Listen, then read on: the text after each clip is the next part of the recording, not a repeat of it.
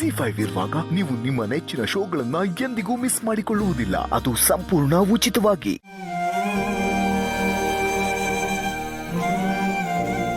ಇದೇನಿದು ಖುಷಿಯಾಗಿ ಕುಣಿದಾಡೋ ಹೊತ್ತಲ್ಲಿ ಹೀಗೆ ಮಂಕ ಕೂತಿದ್ದೀರಲ್ಲ? ನನ್ನ ಮನಸ್ಸು ಖುಷಿಯಾಗಿ ಕುಣಿತಾ ಇದೆ ತುಳಸಿಯವರೇ. ನಾನು ಬೇರೆ ಏನೋ ಯೋಚನೆ ಮಾಡ್ತಾ ಇದ್ದೆ. ಯೋಚನೆ ಮಾಡೋದಕ್ಕೆ ಏನಿದೆ? ಇಂಥ ದೊಡ್ಡ ಸಮಸ್ಯೆ ನೀರು ಕುಡ್ದ ಹಾಗೆ ಬಗೆಹರಿತು. ಬರೀ ನೀರು ಕುಡ್ದಾಗಲ್ಲ, ಜೇನು ಕುಡ್ದಾಗೆ ಅಂತ ಹೇಳಿ. ನಮ್ಮ ಪೂರ್ಣಿ ಜೀವನ ಈ ವಿಷಯದಿಂದ ಸಿಹಿಯಾಗಿದೆ. ಆದರೆ ಏನು ಮಾಧವ್ ಅವರೇ? ಮನುಷ್ಯನ ಮನಸ್ಸು ತುಂಬ ಸೂಕ್ಷ್ಮ ತುಳಸಿಯವರೇ. ನಮ್ಮ ಮನಸ್ಸಿಗೆ ಅತಿಯಾಗಿ ಆಗೋ ನೋವಾಗಲಿ, ಅತಿಯಾಗಿ ಆಗೋ ಸಂತೋಷ ಆಗಲಿ ಒಂದೇ ಸಾರಿ ಅರಗಿಸ್ಕೊಳ್ಳೋ ಶಕ್ತಿ ಇರೋದಿಲ್ಲ. ಪೂರ್ಣಿ ಕೂಡ ಅದೇ ಪರಿಸ್ಥಿತಿಲಿರ್ತಾಳೆ. ಅವಳಿಗೆ ಇವೆಲ್ಲ ನಿಜನೋ ಸುಳ್ಳೋ, ಏನಾಗ್ತಿದೆ, ಯಾಕಾಗ್ತಿದೆ, ಯಾವುದಕ್ಕೂ ಅರ್ಥ ಸಿಗದಿರೋ ಗೊಂದಲದಲ್ಲಿರ್ತಾಳೆ. ಇಷ್ಟು ವರ್ಷಗಳಿಂದ ಸಿಗದಿರೋ ತಂದೆ ತಾಯಿ ಸಡನ್ನಾಗಿ ಕಣ್ಣೆದುರಿಗೆ ಬಂದರೆ, ಅದು ಜೊತೆಯಲ್ಲಿದ್ದವರೇ, ಮಾತಾಡ್ಕೊಂಡಿದ್ದವರೇ ತಾವೇ ನಿನ್ನ ತಂದೆ ತಾಯಿ ಅಂತ ಹೇಳಿದ್ರೆ ಅದನ್ನು ಅರಗಿಸ್ಕೊಳ್ಳೋದು ಅಷ್ಟು ಸುಲಭ ಅಲ್ಲ. ಆದರೆ ಅವ್ರು ಹೇಳ್ತಾ ಇರೋದೆಲ್ಲ ನಿಜಾನೇ ಮಾಧವ್ ಅವರೇ? ಇರ್ಬೋದು, ನಾನು ಅದ್ರ ಬಗ್ಗೆ ಮಾತಾಡ್ತಿಲ್ಲ. ಇಂಥ ಸಮಯದಲ್ಲಿ ನಾವು ಪೂರ್ಣಿ ಜೊತೆನೇ ಇರಬೇಕಾಗತ್ತೆ. ಅವಳಿಗೆ ಅಪ್ಪ ಅಮ್ಮ ಯಾರು ಅಂತ ಗೊತ್ತಿಲ್ಲದಾಗ್ಲೂ ಅಷ್ಟೇ, ಅಪ್ಪ ಅಮ್ಮ ಯಾರು ಅಂತ ಗೊತ್ತಾಗಿ ಸಂತೋಷವಾಗಿದ್ದಾಳೆ ಅಂದಾಗಲೂ ಅಷ್ಟೇ, ನಾವು ಯಾವತ್ತೂ ಅವಳಿಗೆ ಬೆಂಬಲವಾಗಿರಲೇಬೇಕು. ಜೀವನ ಒಂಥರ ಉಯ್ಯಾಲೆ ಇದ್ದ ಹಾಗೆ. ಜೋರಾಗಿ ತೂಗಿದಾಗ ಸಂತೋಷನೂ ಆಗುತ್ತೆ, ಭಯನೂ ಆಗುತ್ತೆ. ಸಂತೋಷ ಎಲ್ಲ ಅವಳ್ದಾಗಿರಲಿ, ಭಯ ಬರ್ದಿರೋ ಹಾಗೆ ನಾವು ಅವಳ ಜೊತೆ ಇರಬೇಕು.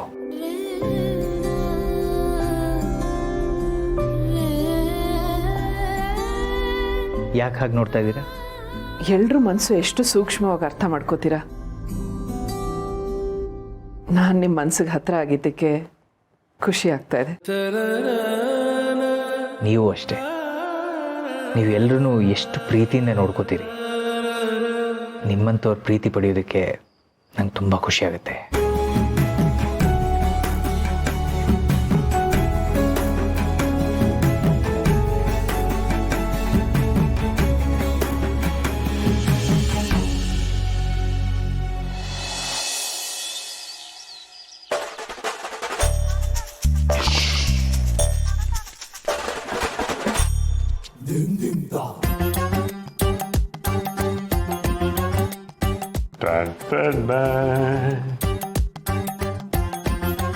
ಇಷ್ಟು ದಿವಸ ನಾವು ಯಾವ್ದಕ್ಕೆ ಕಷ್ಟಪಡ್ತಾ ಇದ್ವೋ ಅದು ನಮ್ಮ ಕೈಗೆ ಸಿಕ್ತು. ಏನ್ ಮಾವ ಇದು? ತಾತ ಏನಾದ್ರೂ 3 ಹೊತ್ತು ಫ್ರೀಯಾಗಿ ಊಟ ಹಾಕ್ತೀನಿ ಅಂತ ಅಗ್ರಿಮೆಂಟ್ ಬರ್ಕೊಟ್ರ? ಚಿನ್ನ ಕೈಗೆ ಸಿಗೋ ಹೊತ್ತಿನಲ್ಲಿ ಅನ್ನದ ವಿಷಯ ಮಾತಾಡ್ತೀಯಲ್ಲ ಮಗುವೆ. ಇದೇನ್ ಗೊತ್ತಾ? Death certificate. ಹೌದಾ?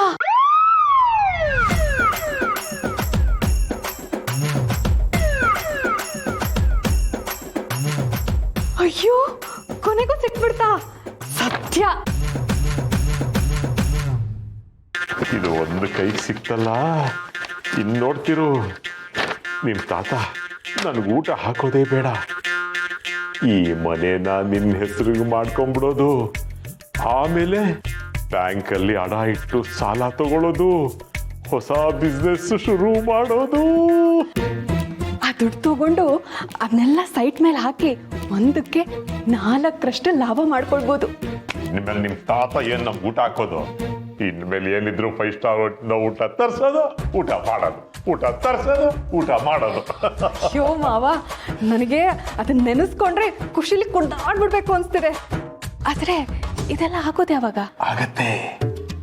ಈ ಡೆತ್ ಸರ್ಟಿಫಿಕೇಟ್ ನಮ್ ಕೈಗೆ ಬಂತಲ್ಲ, ಇನ್ ಮುಂದೆ ಏನೇನಾಗಬೇಕೋ ಎಲ್ಲವೂ ತಾನಾಗೆ ಆಗ್ತಾ ಹೋಗುತ್ತೆ.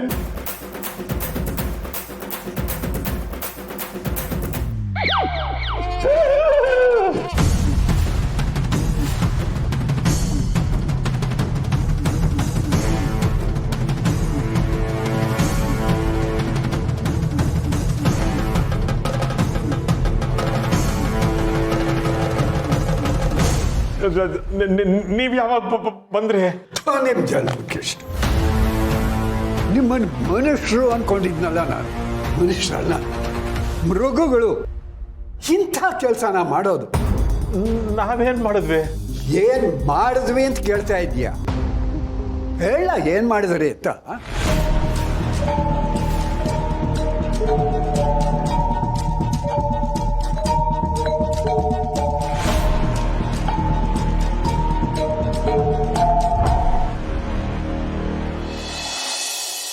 ನೀವೇ ಹೇಳಿ, ನನ್ನ ಮಗಳು ನಂಗೆ ಸಿಗ್ತಾಳ? ಇರೋ ಸತ್ಯ ಹೇಳಿ ಇಲ್ಲಿಂದ ಹೋದ್ಮೇಲೆ ಒಂದೊಂದು ನಿಮಿಷ ಕಳೆಯೋದು ಕಷ್ಟ ಆಗ್ಬಿಟ್ಟಿತ್ತು. ಯಾವಾಗ ಮತ್ತೆ ಇಲ್ಲಿಗೆ ಬರ್ತೀನೋ, ನನ್ನ ಮಗಳನ್ನ ನೋಡ್ತೀನೋ ಅನ್ಸ್ಬಿಟ್ಟಿತ್ತು. ಪೂರ್ಣಿ ಏನಾದರೂ ಹೇಳಿದ್ಲಾ? ನಿಮ್ಮ ಸಂಕಟ ನನಗೆ ಅರ್ಥ ಆಗತ್ತೆ. ನಾವು ಇದುವರೆಗೂ ಪೂರ್ಣಿನೇನು ಕೇಳಿಲ್ಲ. ಈಗ ನೀವು ಬಂದಿದ್ದೀರಲ್ಲ, ನೀವೇ ಮಾತಾಡಿ.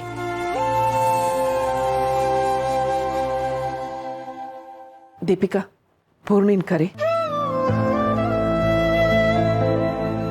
ಆದರೂ ಕೆಟ್ಟಗಳಿಗೆ ದುರಾದೃಷ್ಟ ಅಂತ ಹೆತ್ತ ಮಗಳನ್ನೇ ದೂರ ಮಾಡಿದೆಯಲ್ಲ, ಹೇಗೆ ಮನಸ್ಸು ಬಂತು ಜನಾರ್ದನ್?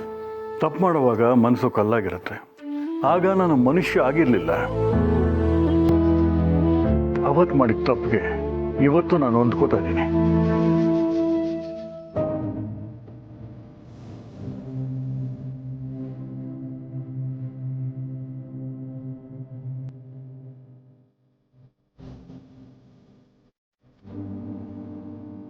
ಪೂರ್ಣಿ, ಯಾಕಮ್ಮ ಇನ್ನೂ ನಿನ್ನ ಮನಸ್ಸು ನಮ್ಮಿಬ್ರನ್ನ ಅಪ್ಪ ಅಮ್ಮ ಅಂತ ಒಪ್ಕೋತಾ ಇಲ್ವಾ? ಹೇಗೆ ಒಪ್ಕೊಳ್ಳೋದು ಮನಜ? ಏನೋ ಗೊತ್ತಿಲ್ಲದಿರೋ ಒಂದು ಚಿಕ್ಕ ಮಗುನ ಅನಾಥವಾಗಿ ಬಿಟ್ಟು ಹೋದೋನು ನಾನು.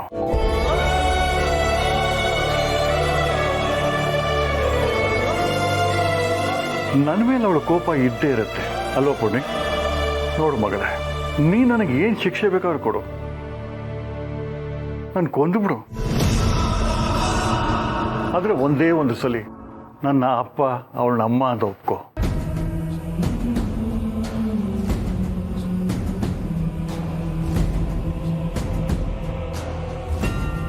ಪೂರ್ಣಿ, ಏನಾದರೂ ಮಾತಾಡು. ನಿಂಗೆ ಏನು ಅನಿಸ್ತಿದೆ ಅದನ್ನಾದರೂ ಹೇಳು. ನನಗೇನು ತೋರಿಸ್ತಿಲ್ಲ ಮಾವ. ನನ್ನ ಕಲ್ಪನೆಯಲ್ಲಿ ಅಪ್ಪ ಅಮ್ಮ ಅಂದರೆ ಮುಖದ ಪರಿಚಯನೇ ಇಲ್ದಿರೋ ನೆರಳುಗಳು ಅಷ್ಟೇ ಕಾಣ್ತಿದ್ವು. ಆದರೆ ಈಗ ಇದ್ದಕ್ಕಿದ್ದಾಗೆ ನಿನ್ನ ಹೀಯಾಡಿಸಿ ಮಾತಾಡಿದವನು ಇವಾಗ ಅಪ್ಪ ಅಂತೀಯಾನೆ. ಅದನ್ನು ಒಪ್ಕೊಳ್ಳೋಕೆ ಸ್ವಲ್ಪ ಕಷ್ಟ ಆಗುತ್ತಲ್ಲಮ್ಮ. ಹೋಗ್ಲಿ ಬಿಡು, ಅಪ್ಪನ ಹತ್ರ ಬೇಜಾರಿದ್ರೆ ಏನೂ ಹೇಳ್ಬೇಡ. ಅಟ್ಲೀಸ್ಟ್ ನಿಮ್ಮ ಅಮ್ಮನ ಹತ್ರ ಮಾತಾಡು. ಅವಳು ಹೃದಯ ನಿಂಗೋಸ ತುಡಿತಾ ಇದೆ. ಏನಿದ್ರೆ ಅವಳ ಹತ್ರ ಹೇಳು. ZEE5 ಆಪ್ ಡೌನ್ಲೋಡ್ ಮಾಡಿ ಎಲ್ಲಾ ಸಂಚಿಕೆಗಳನ್ನು ಸಂಪೂರ್ಣ ಉಚಿತವಾಗಿ ನೋಡಿ.